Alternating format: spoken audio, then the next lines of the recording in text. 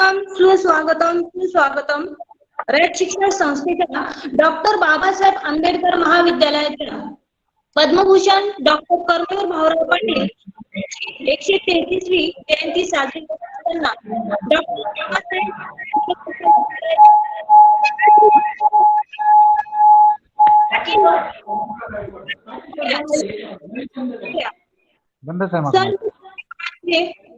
महाविद्यालयाच्या वतीने हार्दिक स्वागत करते। कार्यक्रमासाठी पाहुणे लाभलेल्या सावित्रीबाई फुले पुणे विद्यापीठातील मराठी विभाग प्रमुख डॉक्टर प्रभाकर देसाई तसेच महाविद्यालयातील मराठी विभाग प्रमुख प्राचार्य डॉक्टर अरुण आंधळे साहेब यांचे मी स्वागत करते। तसेच कार्यक्रमाचे प्रास्ताविक व मराठी विभाग प्रमुख डॉक्टर संजय यांची करते।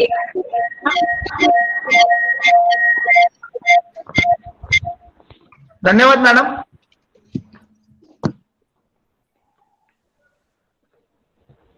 माझा आवाज येतोय सर्वांना? हो सर येतोय। हो सर येतोय आवाज। हो सर येतोय। महाविद्यालयाचे सन्माननीय प्राचार्य डॉक्टर अरुण आंधळे साहेब,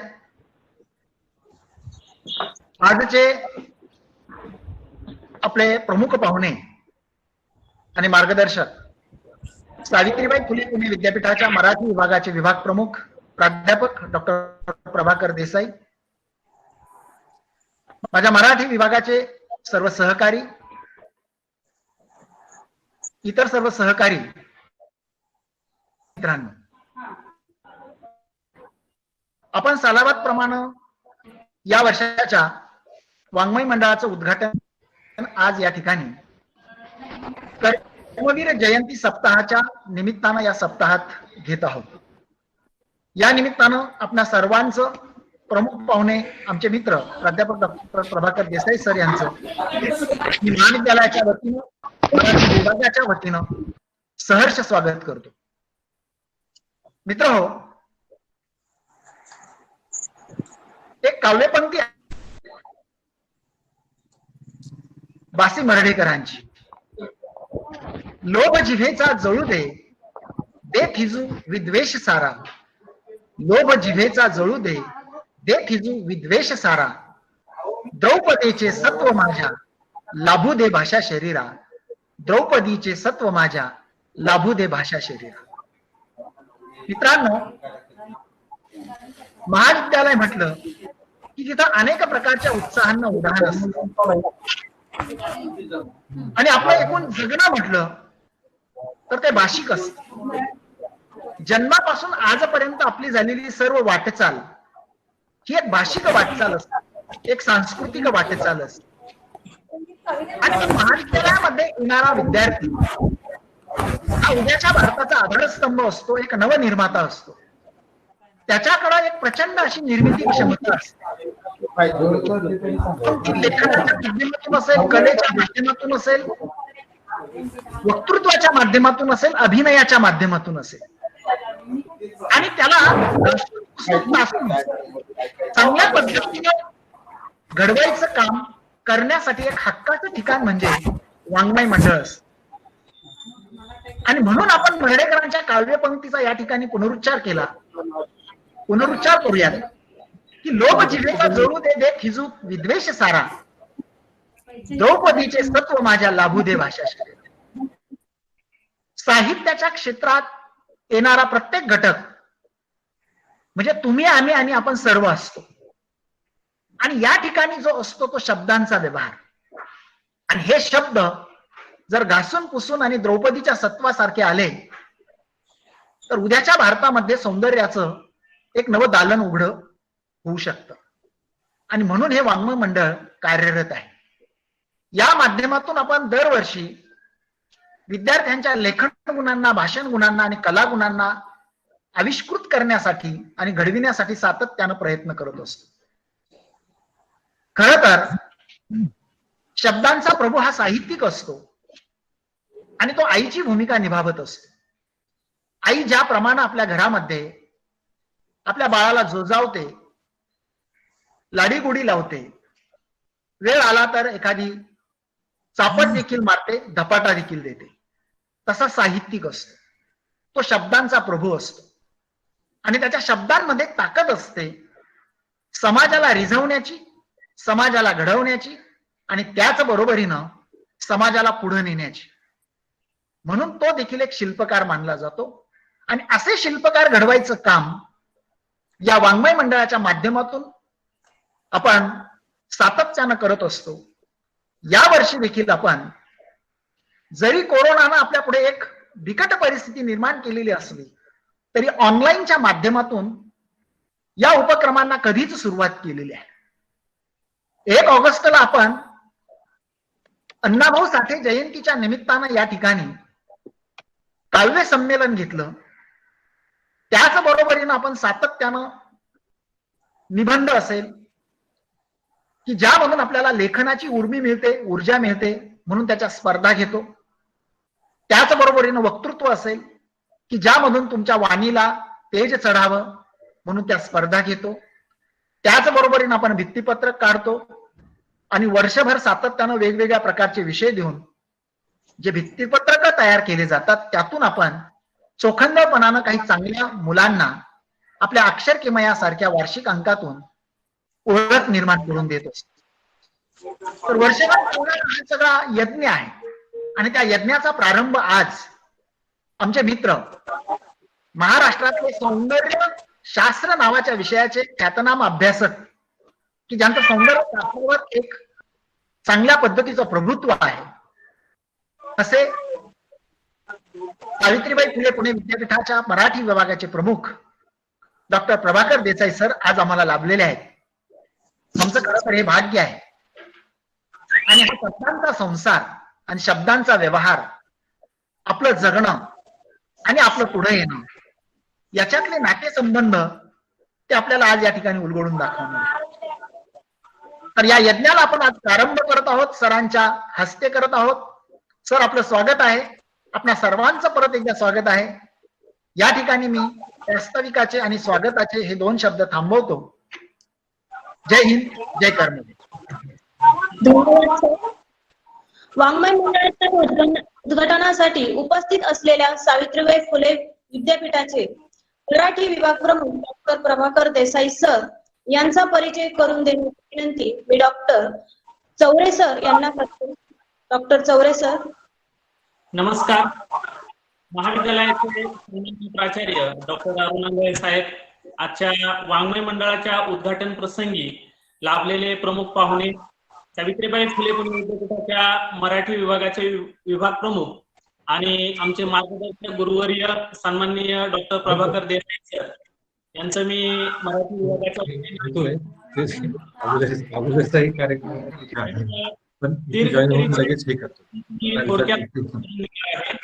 सावित्रीबाई फुले पुणे विद्यापीठाच्या विविध समित्यांमध्ये ते कार्यरत आहेत.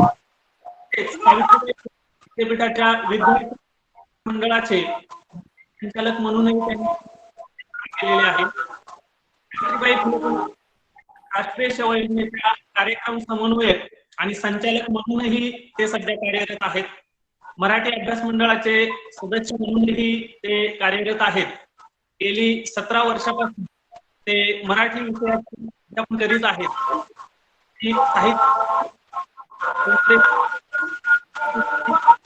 साहित्य सिद्धांत, साहित्याचा नियतकालिक अभ्यास, इतर विषयांवरती साहित्यिक लेखन केलेलं आहे. त्यांचे संशोधनपर लेखन वेगवेगळ्या नामांकित नियतकालिकांमधून प्रसिद्ध झालेले आहे. आजपर्यंत त्यांनी 56 संशोधनपर पेपर आंतरराष्ट्रीय, राष्ट्रीय आणि राज्य पातळीवर सादर केलेले आहेत. त्यांच्या मार्गदर्शनाने 3 विद्यार्थ्यांनी एमफिलचे संशोधन करीत आहेत. एका विद्यार्थ्याला एमफिलची पदवी प्रदान झालेली आहे. तसेच त्यांच्या मार्गदर्शनाखाली 5 विद्यार्थ्यांनी पीएचडी पदवी संपादन केलेली आहे आणि 6 विद्यार्थी त्यांच्या मार्गदर्शनाखाली संशोधन करीत आहेत. सरांनी आजपर्यंत 8 संशोधन प्रकल्प पूर्ण केलेले असून 7 प्रकल्पांचे काम त्यांचे सुरू आहे. त्याचप्रमाणे त्यांनी 4 वेगवेगळ्या विषयांवरची पुस्तके लिहिलेली आहेत. आजपर्यंत त्यांनी 20 सेमिनारचे, कार्यशाळेचे आणि रिफ्रेशर कोर्सचे यशस्वीपणे आयोजन केलेले आहे. विद्यापीठाच्या विविध विद्यापीठांमध्ये एमफिल आणि पीएचडीचे बाह्य परीक्षक म्हणूनही ते कार्यरत आहेत. आजपर्यंत विविध महाविद्यालयांमध्ये त्यांनी 60 पेक्षाही जास्त विषयांवरती व्याख्यानं दिलेली आहेत आणि सावित्रीबाई फुले पुणे विद्यापीठाच्या विविध समित्यांवर कुलगुरू नियुक्त समित्यांवर ते कार्यरत आहेत. आजपर्यंत खरं तर मराठी विभागामध्ये त्यांच्या मार्गदर्शनाने अनेक विद्यार्थी घडलेले आहेत. मी सुद्धा त्यांचाच विद्यार्थी आहे. त्यांच्या मार्गदर्शनामुळेच खरं तर मी सुद्धा घडलो आणि आज प्रमुख पाहुणे म्हणून ते आपल्याला लाभलेले आहेत. मी महाविद्यालयाच्या वतीनं मराठी विभागाच्या वतीनं सरांचं मनापासून स्वागत करतो आणि पुढील सूत्र प्राध्यापिका कापरे मॅडम यांच्याकडे सुपूर्द करतो. धन्यवाद सर. वाङ्मय मंडळाच्या उद्घाटनासाठी लाभलेले आपल्याला प्रमुख पाहुणे माननीय डॉक्टर प्रभाकर देसाई सर यांना मी विनंती करते की त्यांनी मराठी वाङ्मय मंडळाचे उद्घाटन करून आपले अध्यक्षीय मनोगत व्यक्त करावे. नमस्कार. माझा आवाज सगळ्यांना पोहोचत असेल? बाकीच्यांनी माईक बंद करा प्लीज. कापरे मॅडम तुमचा पण माईक बंद करा. मोरे सर बंद करा. हा. रयत शिक्षण संस्थेचे डॉक्टर बाबासाहेब आंबेडकर महाविद्यालय औंध या महाविद्यालयाचे प्राचार्य ज्यांचा फार जुना परिचय आहे आणि विद्यापीठाच्या वेगवेगळ्या शैक्षणिक धोरणांमध्ये किंवा समित्यांमध्ये सातत्यानं ज्यांचा या अगोदरच्या कालखंडात सुद्धा सहभाग राहिलेला आहे ते महाविद्यालयाचे प्राचार्य डॉक्टर अरुण आंधळे सर, त्याचबरोबर मराठी विभागाचे प्रमुख आणि professor doctor Sanjay Nagarkar sir, त्याचबरोबर याच विभागाचे आमचे सन्मित्र आणि विद्यार्थी डॉक्टर अतुल चौरे, त्याचबरोबर या कार्यक्रमाचं संचालन ज्या करता आहेत त्या प्राध्यापक मीनाक्षी कापसे, संयोजनात सहभागी असलेले अविनाश जाधव आणि या एकूण सगळ्या उपक्रमासाठी उपस्थित असलेले या महाविद्यालयाचे शिक्षक आणि ज्यांच्यासाठी हा सगळा कार्यक्रम आयोजित केला गेलेला आहे ते या महाविद्यालयाचे इथं उपस्थित असलेले विद्यार्थी मित्र हो. मी सर्वप्रथम आंधळे साहेबांचे त्याचबरोबर मराठी विभागाचे अत्यंत मनापासून आभार व्यक्त करतो.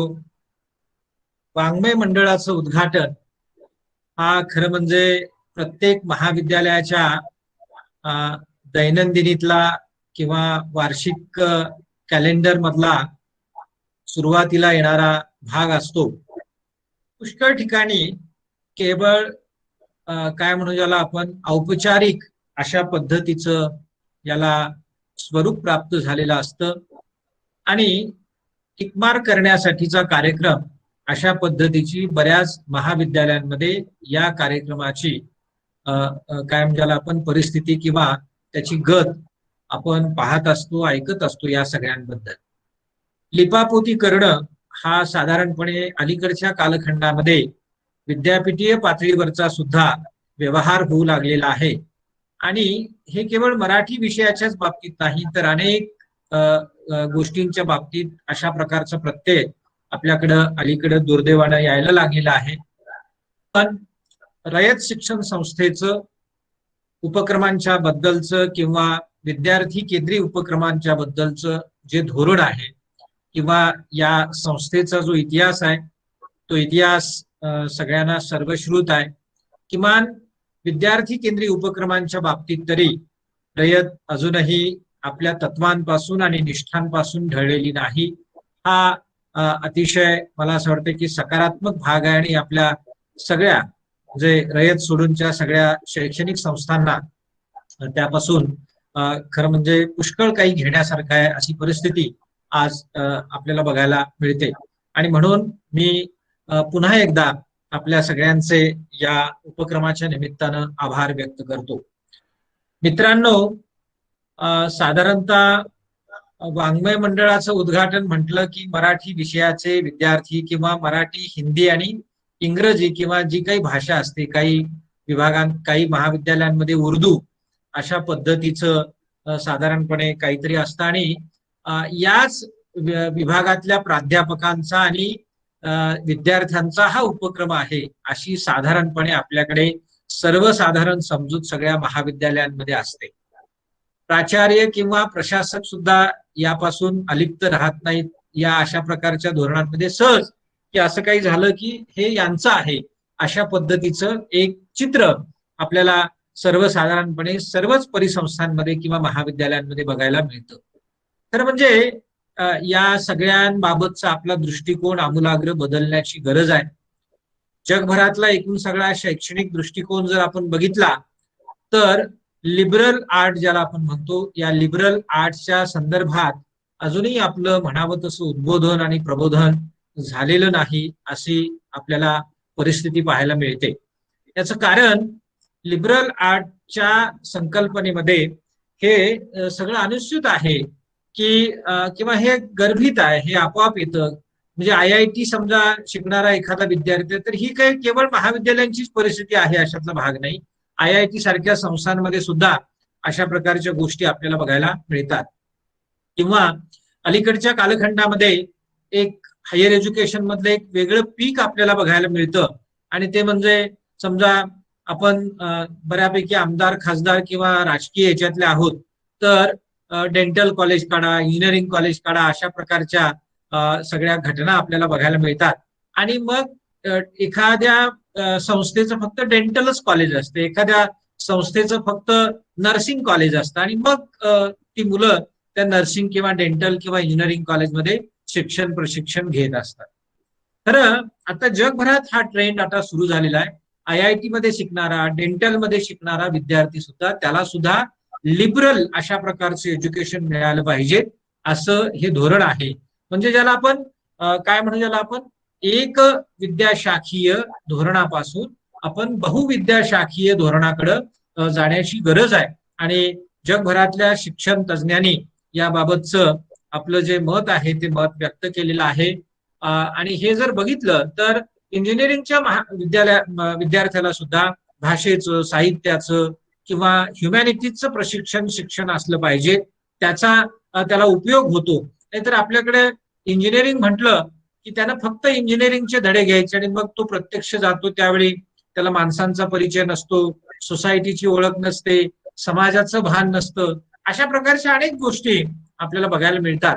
यापासून जर आपला विद्यार्थी काय म्हणजे आपण वंचित राहायचं नसेल तर आपलं शैक्षणिक धोरण बदललं पाहिजे. अशा प्रकारची गोष्ट अलीकडच्या कालखंडामध्ये व्हायला लागलेली आहे. भारताचं शैक्षणिक धोरण जे 2020चं जे व्हिजन आहे, डॉक्युमेंट आपल्याला 60 पानांचं जे आता प्राप्त झालेलं आहे, त्याच्यामध्ये अशा प्रकारच्या गोष्टींचा उहापोह केलेला आहे.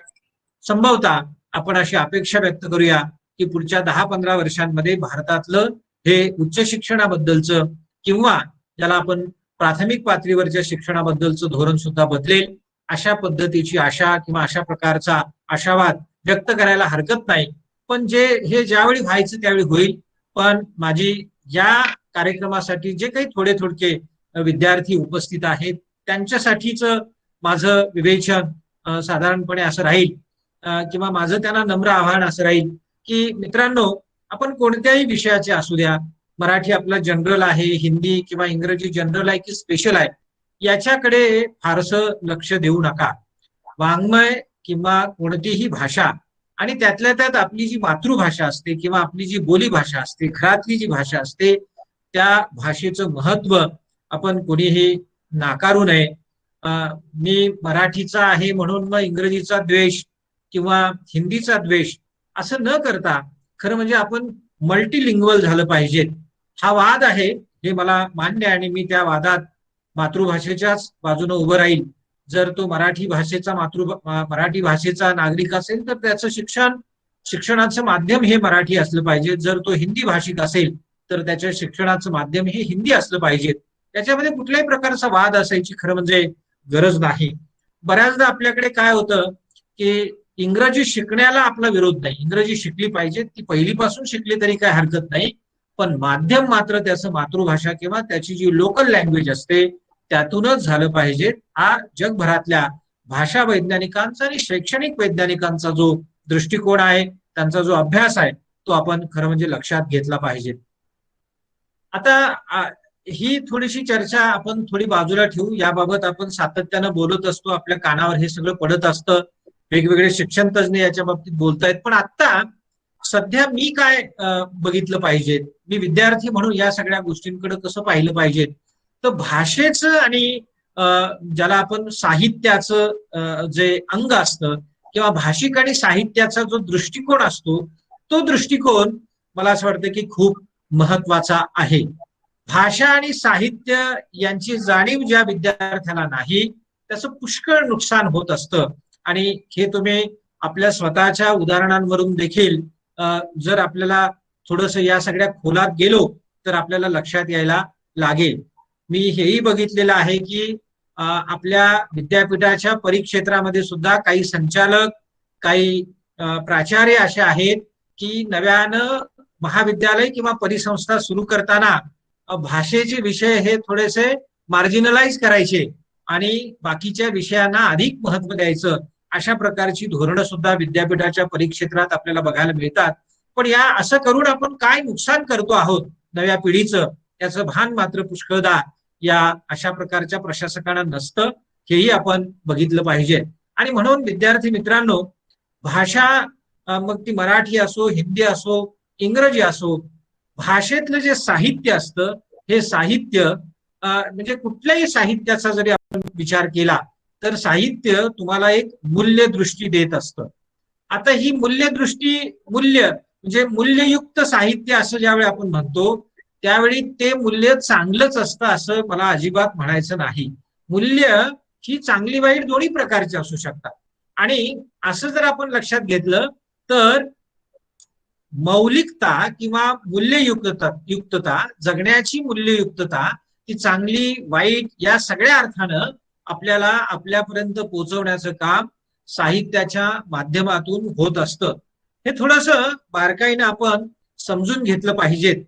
मी काही तुमचा मराठीचा किंवा साहित्याचा तास घेणार नाही, पण काही उदाहरणांच्या बाबतीत आपण थोडंसं जागरूक राहिलो तर मी काय म्हणतो आहे याबाबतचा एक पडताळा तुम्हाला यायला लागेल. बघा, समाजामध्ये अनेक प्रकारची माणसं असतात. समाज हा अनेकविध माणसांचा, अनेकविध वृत्ती प्रवृत्तींचा, अनेकविध समूहांचा मिळून तो बनलेला असतो. आणि ते जर आपण लक्षात घेतलं तर आपण त्यालाच कुठल्या तरी, जो आपल्या जवळचा असतो त्याला चांगलं म्हणतो, जो आपल्या थोडा लांबचा असतो त्याला आपण वाईट म्हणतो किंवा परका म्हणतो. पण त्याचं हे जे विभाजन आपण केलेलं असतं ते बरे वाईटपणाच्या विभाजनावर किंवा त्या मूल्य कसोटीवर आपण केलेलं नसतं. म्हणजे हा चांगला आहे म्हणजे हा वाचतो चांगला, याचं ज्ञान चांगलं आहे, याची वृत्ती चांगली आहे, याच्यामध्ये गुण चांगले आहेत, अशा प्रकारे बऱ्याचदा आपण मुलांना किंवा व्यक्तींना विभाजित करत नाही. तो माझ्या जवळचा आहे आणि म्हणून तो चांगला आहे, हा माझ्या लांबचा आहे किंवा मी याच्याशी स्पर्धा करतो आणि म्हणून तो वाईट आहे. अशा पद्धतीचं अगदी सोपं साधं वर्गीकरण आपण वर्गात किंवा जिथं जिथं ज्या परिसरात राहतो त्या परिसरात राहून आपण करत असतो. मित्रांनो, हे थोडंसं आपण बदललं पाहिजे. साहित्य तुम्हाला अशा प्रकारची दृष्टी देतं. मी असं म्हणत नाही की सगळं साहित्य हे तुम्हाला चांगली दृष्टी देतं, असं मी अजिबात म्हणत नाही. साहित्य जशा माणसांच्या वृत्ती प्रवृत्ती आहेत तशा त्याच वृत्ती प्रवृत्ती साहित्यामध्ये येत असतात. आणि त्यामुळं साहित्य वेगळं आणि आपण वेगळं अशा पद्धतीची गोष्ट नसते. आणि म्हणून जर मी वाचक म्हणून समजा 10 पुस्तकं वाचली आणि 10 पुस्तकातली मला 2 पुस्तकं काय करतायत, चांगली दृष्टी देत आहेत किंवा मला चांगलं ज्ञान देत आहेत, आणि 8 पुस्तकं हे माझं काय करतायत, स्खलन करतायत किंवा माझी बदनामी करतायत किंवा माझं भरण पोषण करत नाहीयेत, किंवा मी ज्या पद्धतीने उभं राहिलं पाहिजे समाजामध्ये, ज्या पद्धतीने समाज समजून घेतला पाहिजे तसा तो मला समजून देऊ देत नाहीयेत, किंवा माझं मार्जिनाइज करतायत किंवा माझं पोलरायझेशन करतायत, माझं ध्रुवीकरण करतायत, अशा प्रकारचा प्रत्यय आपल्याला यायला लागतो. पण मित्रांनो, हे काही एका रात्रीत घडत नाही. एखादं पुस्तक वाचलं आणि लगेच मला मग चांगल्या वाटायचा परिचय झाला असं आपल्याला अजिबात होत नाही. एखादं पुस्तक वाचल्यानंतर ते पुस्तक चांगलं आहे की वाईट आहे हे ठरवण्यासाठी सुद्धा एक कालावधी जावा लागतो. तो आपला रियाज असतो आणि हा रियाज आपल्या मित्रांसोबत, आपल्या शिक्षकांसोबत, आपल्या सहकाऱ्यांसोबत, आपल्या घरात, समाजात, गल्लीत, बोळात, इथं जिथं जिथं जी काही एक समूहात्मक जाणीव असते त्यांच्याशी चर्चा करत, त्यांची देखरेख करत किंवा त्यांना पाहत, त्यांचं निरीक्षण करत आपल्यामध्ये अशा प्रकारची कॅपॅसिटी, ज्याला आपण क्षमता म्हणतो, ती क्षमता येत असते. आणि म्हणून उपजतच आपल्याकडे भाषिक क्षमता असते. पण भाषिक क्षमता असली म्हणजे मग आपण काही सर्वगुण संपन्न झालो असं नाही. आपल्याकडे असलेली भाषिक क्षमता ती विशिष्ट मार्गानं ती वापरण्यासाठीची कौशल्य, ते विशिष्ट मार्गानं वापरण्यासाठीच जे काही एक कसब असतं ते आपल्याला येणं आणि त्याच्यासाठी समूहभाव किंवा त्याच्यासाठी समूहात जाणं, त्याच्यासाठी घोळक्यात जाणं, त्याच्यासाठी मित्रपरिवारात जाणं, हे सगळं आपल्याला करावं लागतं मित्रांनो. त्याच्याशिवाय आपलं भरणपोषण नीट होत नाही. पण दुर्दैवानं काय झालेलं आहे की आपण या सगळ्यांपासून बऱ्यापैकी लांब गेलेलो आहोत. त्याला कारण पुष्कळ आहेत. एक तर आपण वाचत नाही, म्हणजे वाचतो तर काय, म्हणजे साधारणपणे MA ला आलेल्या विद्यार्थ्यांचं जर आपण थोडंसं काय मुलाखत वगैरे घ्यायला लागलो की ते म्हणतात की मी एक पुस्तक वाचलेलं आहे, हे एक पुस्तक वाचलंय. तर हे पुस्तक बाबा कशात होतं, तर तो म्हणतो की हे अभ्यासक्रमात होतं. आता अभ्यासक्रमातलं पुस्तक वाचणं आणि त्याच्या पलीकडे जायचं नाही. साधारणतः आपलं भरणपोषण कशावर झालेलं असतं, तर नोट्स ज्या बाजारात असतात त्या नोट्सवर आपण आपली गुजराण करत असतो. आणि म्हणून बघा पुष्कळदा या सगळ्यांमध्ये आपण तोकडे राहतो.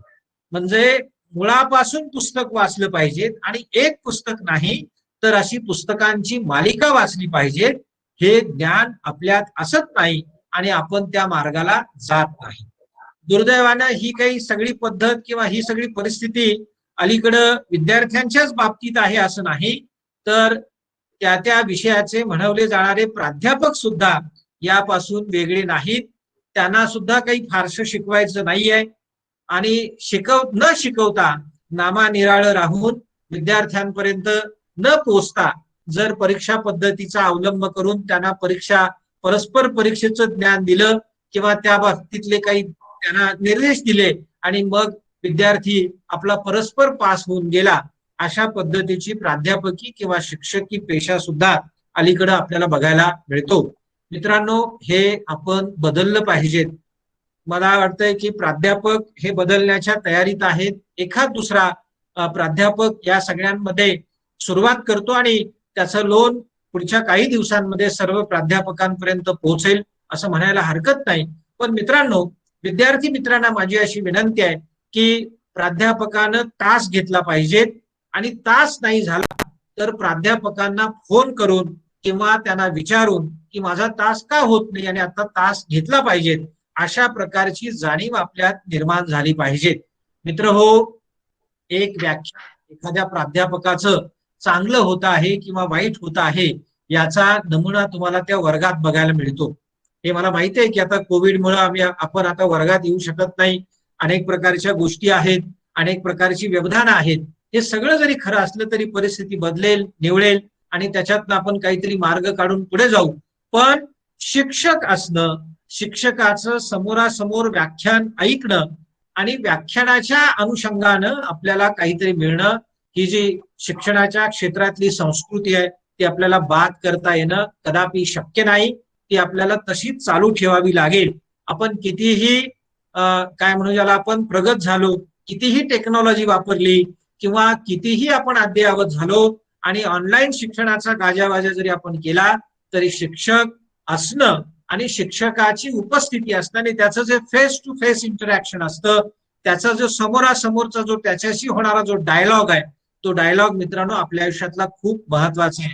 कारण त्याच्यावरून त्याचा चेहरा दिसतो, विद्यार्थ्यांचे चेहरे दिसतात, त्याच्या चेहऱ्यावरच्या रेषा कळतात, त्याला किती समजलंय किती समजलेलं नाही, त्याला काय शंका आहेत, तो आता कोणत्या परिस्थितीत आहे. एखादा विद्यार्थी वर्गात बसलेला असतो पण लक्ष नसतं आणि लक्ष नसताना त्या प्राध्यापकाचं लक्ष गेल्यानंतर तो त्याला कारण मीमांसा विचारतो आणि घरातलं काहीतरी डोमेस्टिक अशा प्रकारचं कारण निघतं. तर ही जी देवाणघेवाण असते, सोशल ज्याला आपण एक सॉलिडॅरिटी ज्याला आपण म्हणतो, ती सॉलिडॅरिटी ही शिक्षक आणि विद्यार्थी या पेशामध्ये खूप महत्वाची आहे आणि ती त्या प्रत्यक्ष क्लासरूम मधून आपल्याला बघायला मिळत असते. आणि म्हणून विद्यार्थी आणि शिक्षकाचं हे जे नातं आहे, हे जे संयोग आहे, हे मित्रांनो आपल्याला कधीही संपवायचं नाही, ते संपणार नाही. कुठल्याही देशानं कितीही प्रगती केली तरी सुद्धा फेस टू फेस इंटरॅक्शनला आता तरी कुठल्याही प्रकारचा त्याला मार्ग नाही आणि त्याला दुसरा ऑप्शनल नाही, हे सांगायला काही हरकत नाही किंवा हे आपण मान्य करायला पाहिजे. मित्रांनो, साहित्य किंवा भाषा येणं म्हणजे केवळ बोलता येणं असं नाही. मी बोलायला लागलो की आपला साधारणपणे मराठी बद्दलचा असा समज असतो की मी मराठी बोलतो त्यामुळे त्याच्याबद्दलचा आणखी अभ्यास करायची काय गरज आहे, आणि मराठी आली की मग मला भाषा आली, अशा पद्धतीची ती गोष्ट खरं म्हणजे अजिबात नाही. मराठी येणं म्हणजे मी मराठीला बऱ्याचदा काय होतं की मराठी भाषेला, हिंदीला, इंग्रजीला त्यातल्या त्यात जरा अभ्यास करावा लागतो, त्यामुळे तिकडे येणारा विद्यार्थी जरा सेलका असतो किंवा काय म्हणजे आपण नियोजनपूर्वक त्यांना काय घेतलेलं असतं, ऍडमिशन घेतलेलं असतं. मराठीची परिस्थिती जर बघितली तर अगदी सुरुवातीपासून 19व्या शतकाच्या शेवटीपासून किंवा 20व्या शतकाचा पूर्वार्ध किंवा ज्यावेळी विद्यापीठांमध्ये मराठीचं शिक्षण सुरू झालं तेव्हापासून जर बघितली तर महिला वर्गाचा किंवा मुलींचा भरणा हा मराठी विषयाला जास्त राहिलेला आहे. मी असं म्हणत नाही की मराठीला मुली येऊ नयेत, पण बाकीच्या विषयांच्या तुलनेत मराठीला मुली जास्त असतात. मला म्हणजे याबाबतचं वेगळं असं विश्लेषण करायचं नाही, पण काही नाही झालं तर मराठी घेऊ अशा प्रकारची परिस्थिती साधारण मराठीच्या बाबतीत आहे. आता अर्थात महाविद्यालयांमधली परिस्थिती बदलली, कोविडमुळे ती जास्त बदललेली आहे. प्रवेश होतील की नाही वगैरे वगैरे या सगळ्या विवंचनांमध्ये आपण आहोत, हे खरं आहे. पण तरी सुद्धा जाणीवपूर्वक मराठी घेणं, जाणीवपूर्वक साहित्याचा अभ्यास करणं, अशा प्रकारची खरं म्हणजे आपल्यात जाणीव निर्माण झाली पाहिजे किंवा आपल्यात तशा प्रकारची ती जी काय म्हणजे आपण ती जी भावना आहे किंवा तो जो अप्रोच आहे तो आपल्याला तयार झाला पाहिजे. सहज काही नाही म्हणून महाविद्यालयात जायचं, हा विषय घ्यायचा आणि मग वर्गात नाही बसलं तरी चालतं किंवा त्याच्याबाबत काही वाचलं नाही तरी चालतं आणि मग आपण पास होतो. परीक्षा पद्धती ही आपल्याकडची फार वेगळ्याच सगळ्या गोष्टी आहेत. विद्यार्थी नापास नाही झाला पाहिजेत आणि आपले विषय चालले पाहिजेत, आणि हे काही केवळ मराठीच्याच बाबतीत नाही तर सगळ्याच ठिकाणी ही सगळी परिस्थिती आपल्याला बघायला मिळते. मित्रांनो, विद्यार्थी म्हणून आपण वर्गात येणं, विद्यार्थी म्हणून आपण शिक्षकांना आग्रह धरणं आणि विद्यार्थी म्हणून शिक्षक जर रोज तेच ते शिकवत असेल तर ते सुद्धा त्याला सांगणं की बाबा तुझ्यात बदल कर, कारण मला खूप शिकायचं आहे, मला माझ्यात खूप बदल करायचे आहेत, मला जे असमाधान आहे त्याचं समाधान तू मला करून दिलं पाहिजे, आणि तू माझा गुरु आहेस किंवा तुम्ही माझे गुरु आहात, आणि म्हणून तुम्ही पहिल्यांदा तुमची जी ओंजळ आहे ती मोठी असली पाहिजे आणि मग त्या पद्धतीनं प्रयत्न करेल असं म्हणण्याची भावना विद्यार्थ्यांमध्ये तयार झाली पाहिजे. पण आता विद्यार्थी पण आणि शिक्षक पण अशा भूमिकेत आपल्याला दिसत नाहीत, आणि म्हणून मी अजिबात शिक्षकांवर केवळ दोष म्हणणार नाही. शिक्षक म्हणजे जसा परिस्थिती किंवा त्या पद्धतीनं तो असतो, असं त्या सगळ्यांमध्ये सहभाग न घेता शिक्षकांना आपली भूमिका जी करायची ती त्या पद्धतीने चाललेली असते. काही टक्के शिक्षक मात्र या भूमिकेपासून वेगळे असतात, आणि म्हणून मला असं वाटतं की हे वाङ्मय मंडळाचं उद्घाटन हे विद्यार्थ्यांसाठी खास आहे, आणि म्हणून मला ही जाणीव अधिक तीव्रतेनं करून द्यायची आहे की विद्यार्थी मित्रांनो, तुम्ही जागरूक राहिलं पाहिजे. तुम्ही तुमच्या हक्कांच्या बाबतीत जसं जागरूक असता तसं तुमच्या कर्तव्यांच्या बाबतीत सुद्धा आपण जागरूक असलं पाहिजे. भाषा येणं, भाषा बोलता येणं म्हणजे केवळ मी भाषेचा विद्यार्थी नाही, तर भाषेचं ऍप्लिकेशन करता आलं पाहिजे. भाषा शिकणं म्हणजे भाषेचं उपयोजन करणं, बोलता येणं, मांडता येणं, त्या भाषेचा उपयोग करता येणं. माझं महाविद्यालय आहे आणि मी मराठी भाषेचा विद्यार्थी असेल तर माझ्या महाविद्यालयाचं प्रोजेक्शन नीट कसं काय होईल, तर त्यासाठीचा मजकूर लिहिणं, तो मजकूर प्रकाशित करणं, किंवा या सगळ्यांच्या पातळीवर जर आपण जोडले गेलो तर समाजातल्या अनेक घटकांशी आपण जोडले जातो. मित्रांनो, ही भावना आपल्याकडं असली पाहिजे.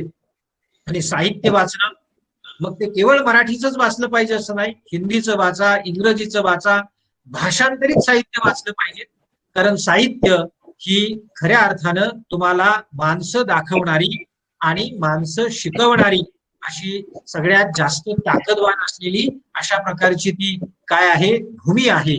साहित्याची भूमी ही सगळ्यात महत्वाची भूमी आहे. मित्रांनो, पुष्कळदा आपल्याला माणसं कळत नाहीत. लेखक तुम्हाला माणसं सांगतो, माणसं कशी वाचायची, माणसांचे स्वभाव कसे असतात, त्यांच्यातलं बेरकेपण कसं असतं, त्यांच्यातला एकूण सगळा माणूस असण्याचा भाग कसा असतो, याचं एक चांगलं वाईट, बरं वाईट, लेखक चांगला पण असतो, लेखक वाईट पण असतो. आणि त्या अर्थानं त्याचं बरं वाईट एक विश्लेषण किंवा त्याचं आकलन त्या पुस्तकातनं तुमच्या समोर आलेलं असतं. आणि मला असं वाटतं की ते आपण वाचायला लागलो की हळूहळू प्रश्न पडायला लागतात, आणि ते प्रश्न पडायला लागले की मग मेंदूला मुंग्या डसणं ज्याला आपण म्हणतो, किंवा झिंझिण्या येणं म्हणतो. नाहीतर आपण आपला मोबाईल बरा, कारण करलो दुनिया मिठ्ठी में, अशा पद्धतीनं मोबाईल आपला आता अलीकडं सगळ्यात जवळचा असा मित्र झालेला आहे. आणि त्याच्यात काय जो जे वांछील तो ते लाहो सगळंच आहे. एक साधारणतः 1 GB डेटा रोजचा संपला नाही तर हुरूर लागते आपली, बाबा संपला नाही आज, वाया जाईल. आणि पुढे ते साचत जातो विनाकारण, 200-300 GB होतो आणि तो नंतर काही वापरता येत नाही, काय करायचं त्याचं. आणि म्हणून काही ना काही करून तो डेटा संपला पाहिजे, अशा प्रकारची जाणीव आता अलीकडे आपल्यात निर्माण झालेली आहे. जिओ असेल किंवा इतर सगळ्या ज्या कंपन्या असतात त्या नव भांडवलशाहीच्या मित्रांनो काय आहेत, त्या दलाल आहेत हे लक्षात ठेवा. आणि त्या आपल्याला डेटा देतात, त्याचं कारण असं आहे की तुम्ही शिकलं नाही पाहिजे, तुम्ही आपलं जुजबी शिकलं पाहिजे, तुमच्याकडे मोठ्या प्रमाणावर ज्ञान निर्माण झालं, तुम्ही ज्ञानी झालात तर तुम्ही प्रश्न विचाराल, आणि प्रश्न विचारणारा या देशात आता नको आहे. मग तो राजकीय व्यवस्थेला नको आहे, तो भांडवलशाही व्यवस्थेला नको आहे, तो कुणालाच नको आहे. आणि म्हणून मित्रांनो, हे ओळखलं पाहिजे. कधीतरी माग एखाद्या कालखंडात आपण बघितलं तर धर्म ही अफूची गोळी आहे असं म्हणणारा मार्क्स आपल्याला भेटतो. आणि म्हणून धर्माचं शिक्षण दिलं, धर्म सांगितला, किंवा रामाचं मंदिर असेल, याचं असेल, त्याचं असेल, असा वाद केला की आपण काय काय करतो बघा. आपल्याकडच्या सोशल मीडिया आणि बाकीच्या सगळ्या गोष्टी जर आपण बघितल्या तर तुमच्या असं लक्षात यायला लागेल की जरा ठिणगी पेटवून दिली की आपण सगळं सोडतो आणि केवळ त्या मंदिराच्या मागं, एखाद्या आत्महत्येच्या मागं, सुशांत सिंग राठोडची आत्महत्या असेल किंवा हे असेल, आपल्या बांधावर रोज एखादा शेतकरी मरतो आहे, त्याच्याकडे आपलं फारसं लक्ष नसतं. पण सुशांतच्या मृत्यूसाठी मात्र या देशात अश्रू ढाळणारे किंवा मगरीचे अश्रू ढाळणारे अनेक काय म्हणू ज्याला आपण पत्रकार किंवा सोशल मीडिया आपल्याला बघायला मिळतो. हे कशातनं झालंय मित्रांनो? हे करायचं आहे. नव भांडवलदारांना या देशातलं सांस्कृतिक राजकारण हे असंच ठेवायचं आहे. म्हणजे तुम्ही झोपलेलं असलं पाहिजे, तुम्ही निद्रिस्त असलं पाहिजे, तुमच्यामध्ये जाणीवा निर्माण होऊ नयेत. आणि म्हणून तुमच्या हातात ते डबडं आहे, ह्या डबड्याचा संयुक्तिक वापर करता आला पाहिजे. मला दिलेला आहे, तुमचा हेतू वेगळा असेल, म्हणजे समजा जिओचा किंवा भांडवलदारांचा हेतू वेगळा असेल.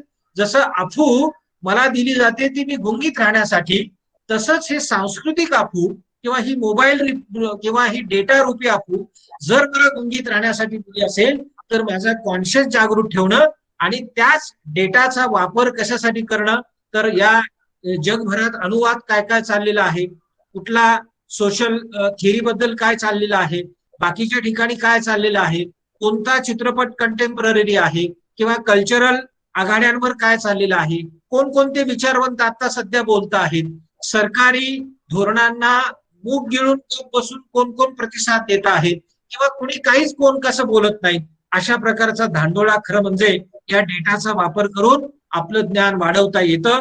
पण ही जाणीव पाहिजे मित्रांनो. आणि ही जाणीव कधी निर्माण होते? जर माझं भाषिक आणि साहित्यिक ज्ञान किंवा त्या क्षमता जर माझ्या जागृत असतील तर. आणि त्या जागृत होण्यासाठी मला असं वाटतं की आपण रियाज केला पाहिजे, आपण रोज वाचलं पाहिजे. ते चांगलं असेल किंवा वाईट असेल, वाचणं हाच त्याच्यावरचा पर्याय आहे मित्रांनो. ते कशाच्याही आधारे वाचा, पुस्तकं घेऊन वाचा किंवा डिजिटल मीडियावर वाचा, पण ते आपण वाचलं पाहिजे. ते जर वाचलं नाही तर मला हे वाईट चाललेलं आहे किंवा हे वाईट पुस्तक आहे ते सुद्धा कळणार नाही, किंवा हे चांगलं पुस्तक आहे आणि हे चांगली गोष्ट आहे हे सुद्धा मला कळणार नाही. आणि म्हणून हा डिबेट मित्रांनो सुरू करा. मोबाईल टाळा, मोबाईल बाजूला ठेवा अशा पद्धतीची कुठलीही वल्गना मी करणार नाही. जे तुमच्या हातात आहे त्याचा वापर पुष्कळ करा, पण मित्रांनो त्याचा वापर ज्ञाननिर्मितीसाठी करा, ज्ञान संरचनेसाठी करा. म्हणजे मग जे काही कुणाला आपल्या विरोधात जर कटकारस्थान करायचं असेल, सांस्कृतिक राजकारण करायचं असेल आणि आपल्याला निद्रिष्ट ठेवायचं असेल, त्यांचे ते छुपे हेतू किंवा त्यांचा अजेंडा हा सफल होणार नाही.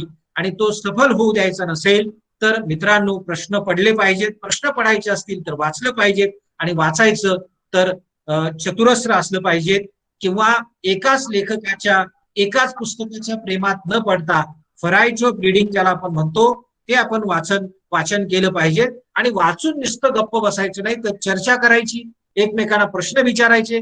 आणि केवळ पुस्तक वाचणं हाच त्याचा भाग नाहीये. वाङ्मयाच्या विद्यार्थ्यांना पुस्तक वाचलं पाहिजेत, नाटक बघितलं पाहिजे, चित्रपट बघितला पाहिजेत, बातम्या बघितल्या पाहिजेत, बातम्या नीट ऐकणं, बातम्या नीट पाहणं.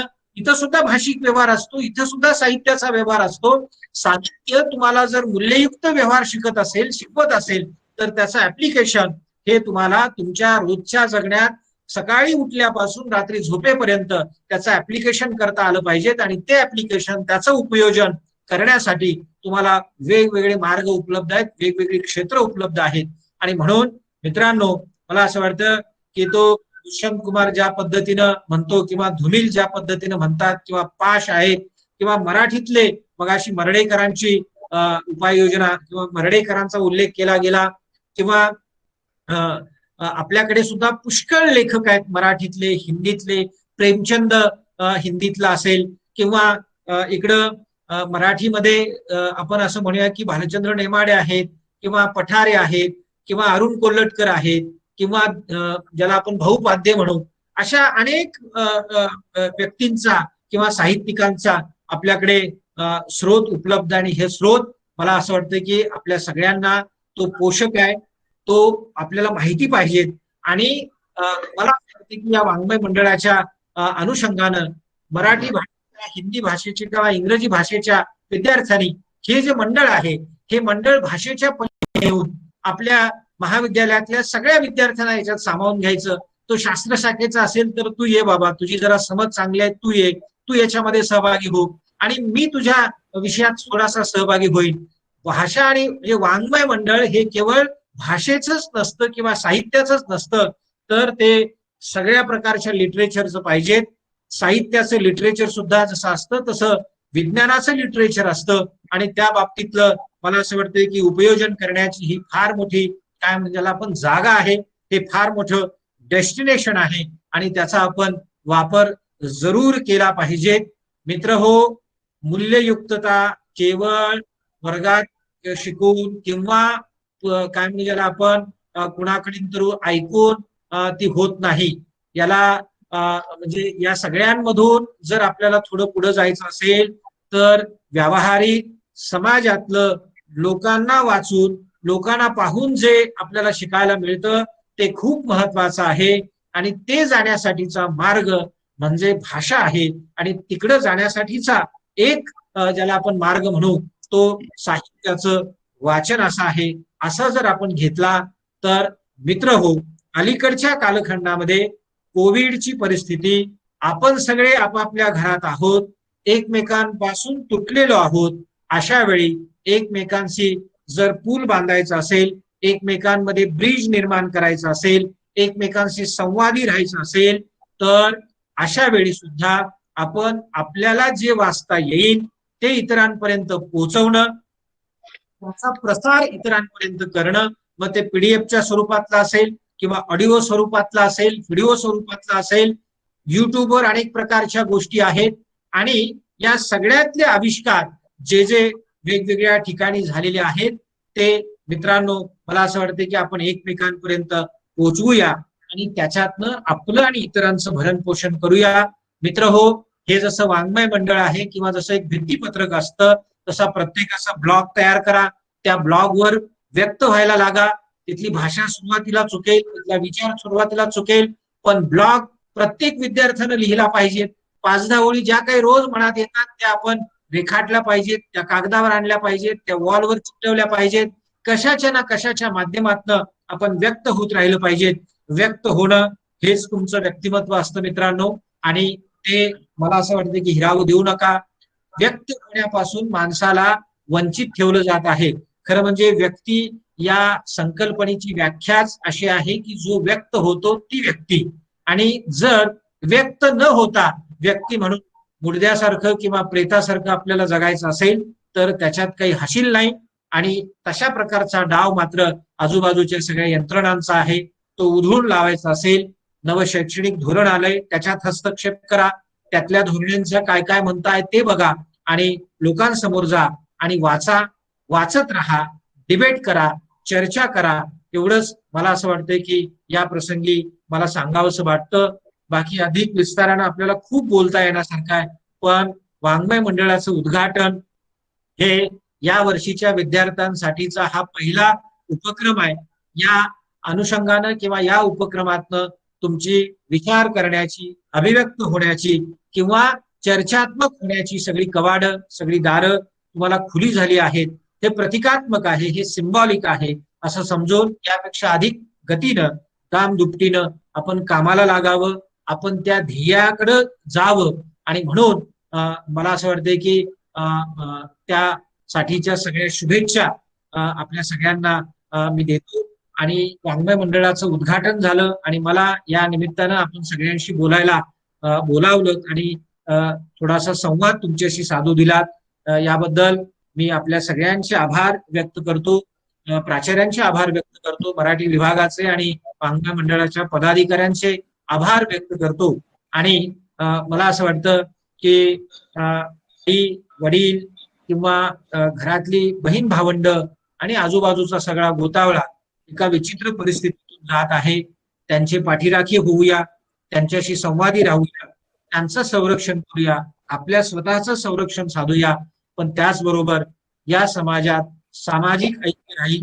कोणी कितीही दुही माजवली, धर्म आणला, जाती व्यवस्था आणल्या किंवा आणखी काही आणलं तरी माणुसकी टिकेल, माणूस टिकेल अशा प्रकारचं अत्यंत पोषक पर्यावरण तयार करूया. आणि हे पोषक पर्यावरण तयार करण्यात मराठीचा किंवा हिंदीचा किंवा इंग्रजीचा म्हणजेच भाषेचा आणि साहित्याचा विद्यार्थी हा अग्रभागी असेल, तो त्याचं नेतृत्व करेल. अशा प्रकारचा एक काय म्हणजे त्याला आपण विश्वास, आत्मविश्वास बाळगायला हरकत नाही. यासाठीच्या सगळ्या शुभेच्छा आपल्या विद्यार्थी मित्रांना मी देतो आणि मी थांबतो. धन्यवाद. धन्यवाद सर. तुम्ही केलेल्या मोलाच्या मार्गदर्शनामुळे आम्ही निश्चितच या वाचनाच्या प्रेरणांचा अवश्य लाभ घेऊ आणि आमच्या ज्ञानाच्या ज्या कक्षा आहेत त्या रुंदावल्या जाऊ शकतात. Thank you sir. यानंतर कार्यक्रमाचे अध्यक्ष व महाविद्यालयाचे प्राचार्य डॉक्टर अरुण आंधळे साहेब यांना मी विनंती करते की त्यांनी आपले अध्यक्ष मनोगत व्यक्त करावे व आम्हाला मार्गदर्शन करावे. आज कर्मवीर जयंतीच्या सप्ताहाचं औचित्य साधून आपण सर्वजण त्यातलं हे दुसरं पुष्प म्हणजे काल आपण सुरुवात केली जयंती सप्ताहाला. काल आपण प्रतिमा पूजन आणि वृक्षारोपण केलं. अण्णांची 133वी जयंती.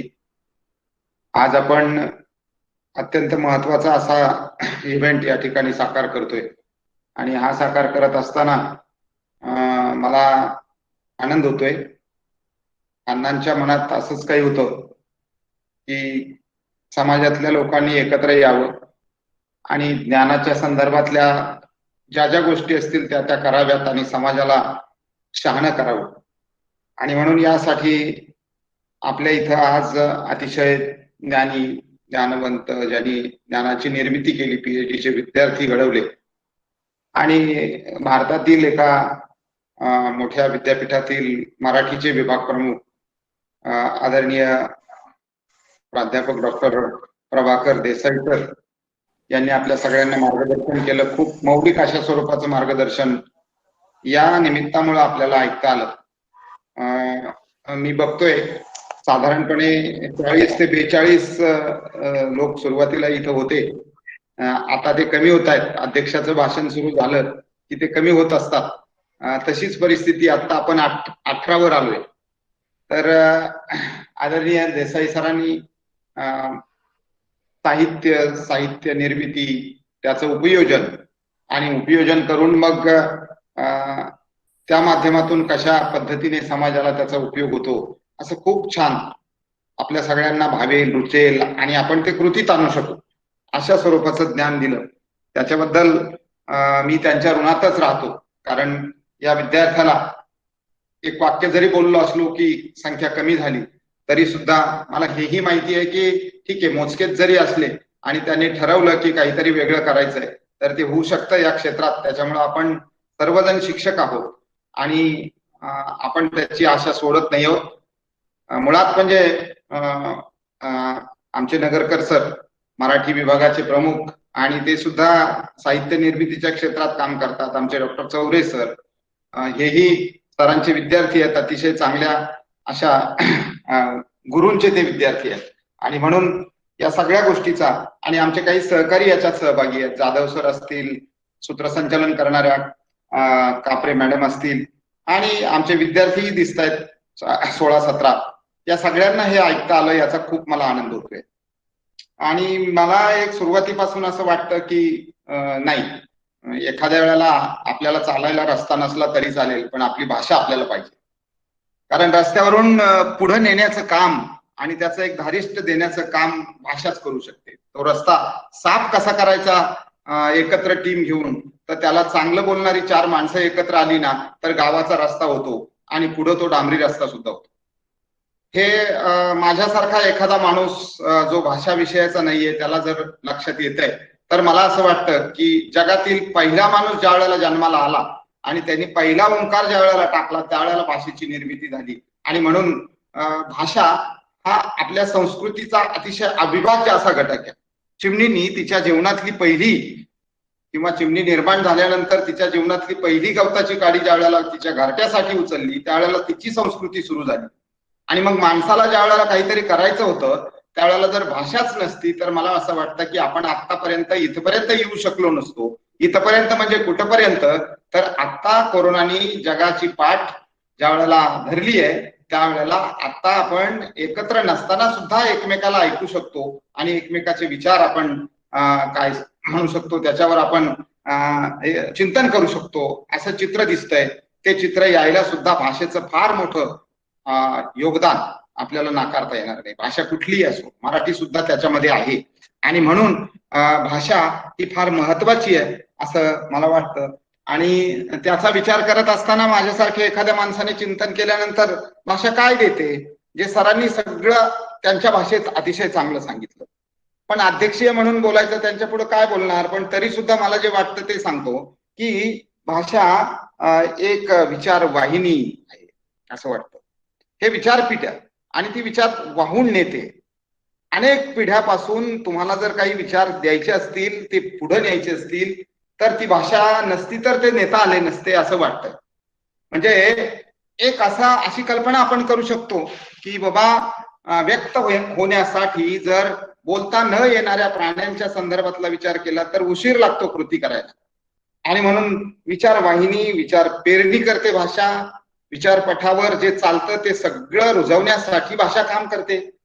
त्याच्यानंतर फार मोठं काम आहे अजून, ज्याचा शिक्षण क्षेत्रातल्या तज्ज्ञांनी फार सतत उल्लेख केला. आज नॅक सुद्धा त्याचा उल्लेख करतंय. म्हणजे ते 3 शब्द मी सरांना सांगेल, सरांच्या बोलण्यातून 3 शब्द आले. त्यातला एक शब्द ते क्षमता नावाचा शब्द उच्चारत होते. ती क्षमता पाहिजे, त्याला कॉम्पिटन्सीज असं म्हणतात. ते स्किल, खरं म्हणजे साहित्यात स्किल असल्याशिवाय साहित्य पुढे जाऊ शकत नाही. हे कौशल्य, त्यांनी एक शब्द वापरला तो मला फार आवडला आणि तो आता कळीचा मुद्दा म्हणून पुढे येतोय. तुम्हाला मला बदलायचं असेल ना तर त्यांनी शब्द वापरला लिबरल आर्ट्स. आणि माणसाला जर का नव्या प्रकारच्या एका हरिझॉनला, नव्या कक्षेला गवसणी घालायची असेल भाषाच्या क्षेत्रातल्या, तर लिबरल आर्ट्स प्रकारच्या एका वेगळ्या क्षेत्राकडे पाहण्याची गरज आहे असं माझा आपला समज आहे. आणि म्हणून दुसरं एक अंग भाषेच्या संदर्भातलं आपल्याला फार विचारात घेतलं पाहिजे की मूल्य रुजवायची असतील तर भाषा फार महत्वाची. म्हणजे आपण बघू की मोठी माणसं अण्णांनी जलसे केले नाही का, त्यांना शिक्षणाचा विचार पेरायचा होता. किंवा शिवाजी महाराजांनी सुद्धा या प्रकारच्या गोष्टी केल्या, लोक एकत्र करायचे. ज्या ज्या ठिकाणी ज्या वेळेला असं वाटायचं की माणसात रुजवायचंय त्यावेळेला भाषेचं एक टूल वापरायचं, हत्यार वापरायचं. आणि म्हणून ही मूल्य रुजवण्यासाठी शिक्षण, संपूर्ण शिक्षण व्यवस्था काम करते. रयत शिक्षण संस्था तर करतेच. सरांना मी धन्यवाद देईल की तुम्ही रयत शिक्षण संस्थेचं कौतुक केलं. म्हणून रयत शिक्षण संस्था करते, नॉलेज कमिशन आता करतंय, पण ही मूल्य रुजवायची असतील तर भाषेशिवाय शक्य नाही. मग ती भाषा कुठलीही असो, मराठी आपल्यासाठी महत्वाची आहे आणि म्हणून ती फार मोलाची आहे, आपल्या जगण्यासाठी महत्वाची आहे, असं माझं मत आहे. मनोरंजन, भाषेच्या संदर्भाचा विचार जर केला, मनोरंजनाने काय होतं, आता जगातला आणि भारतातला आणि संपूर्ण सिनेरिओचा जर आपण विचार केला ना, तर मानसशास्त्रज्ञ सांगतात की 40% जास्त, 60% लोक आता डिप्रेशन मध्ये जात आहेत. म्हणजे डिप्रेशन. आता हे डिप्रेशन घालवायचं कसं, तर माझ्यासारखा माणूस विचार करताना असा विचार करेल की बाबा भाषेने काहीतरी करायला पाहिजे. भाषा मनोरंजनाच्या रूपाने किंवा त्या प्रकारचा हत्यार घेऊन पुढे येते आणि ती भावनांची मशागत करते. ही मशागत नाही ना झाली सर, तर म्हणून हे होतंय, मला असं वाटतं. तर म्हणून हे होतंय. आणि असं जर व्हायचं, आपल्याला थांबवायचं असेल तर भाषा फक्त आपल्याला काय की ते आपल्या जवळच आहे म्हणून त्याचं मूल्य वाटत नाही. आणि म्हणून आपण तुकारामांच्या गाथाकडे जर गेलो किंवा महाराजांच्याकडे जर थोडासा विचार केला तर आपल्याला माहिती आहे, अतिशय सोपं आपल्याला आहे, शब्द हे आमच्या जीवाचे जीवन, शब्दे वाटू धन तिन्ही लोक. म्हणजे आपल्या जीवात काही शब्दच हे फार महत्वाचे. हे शब्द आपल्याला कुठच्या कुठे घेऊन जातात.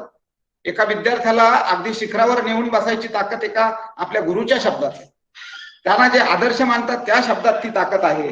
आणि म्हणून एक विचार कसा द्यायचा, तर तो विचार द्यायचा असेल तर ही मंडळी, आपली जी साहित्यिक मंडळी आहेत, संत साहित्य असेल, बाकीचं सगळं साहित्य असेल. पहिला उपक्रम आमच्या नगरकर सरांनी आणि चौरे सरांनी घेतला तो म्हणजे अण्णाभाऊ साठेंची जयंती. मला असं वाटतं की हे विचारपीठ, हे व्यासपीठ अतिशय धगधगतं असलं पाहिजे.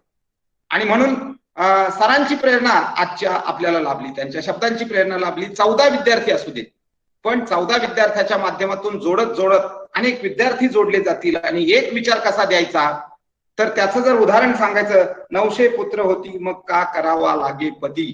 काय विचार काय करू शकतो तुम्ही? साहित्यिक तर अजून खूप मोठं सांगाल, पण मला असं वाटतं हा विचार जर एखाद्याच्या मनात रुजला ना, तर आपण खऱ्या अर्थाने विवेकी झालो असं म्हणता येईल. म्हणून मला एक शेवटचा मुद्दा, मी फार बोलणार नाही, सरांच्या पुढे काय बोलायचं असा माझ्या पुढे प्रश्न आहे, पण मला एक असं म्हणायचंय की ज्या वेळेला या सगळ्या गोष्टीला एक ऍक्शन नावाचा शब्द जोडला जातो, कृती, आणि ज्या वेळेला हे विचार कृतीत उतरतात ना, त्यावेळेला समाज घडतो. अण्णांनी, महात्मा फुल्यांचं, बाबासाहेबांचं किंवा सावित्रीबाईंचे विचार असतील किंवा शाहू महाराजांचे विचार असतील, तर हे कृतीत आणण्यासाठी आयुष्य आपलं खर्ची घातलं. आणि हे कृतीत आणण्यासाठी म्हणजे काय, प्रत्यक्ष शिक्षण दिलं. वाटत होतं महात्मा फुल्यांना सगळं करावं, पण अण्णांनी ते कृतीत आणलं. आणि त्याच्यासाठी शब्द हे महत्वाचे आहेत, विचार महत्वाचा आहे.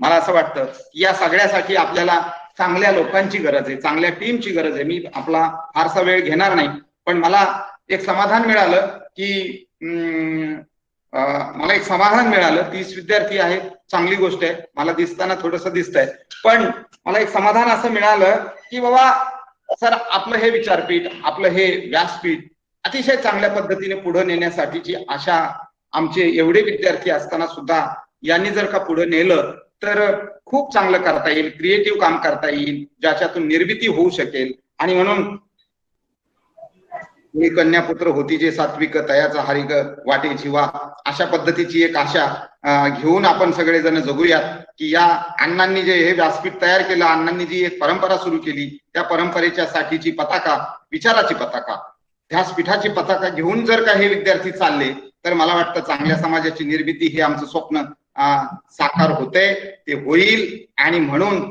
त्यासाठीच्या आजच्या या विचारपीठासाठी आणि हे उद्घाटन करण्यासाठी आदरणीय प्रभाकर देसाई सर आम्हाला लाभले, त्याच्याबद्दल मी संतुष्ट आहे.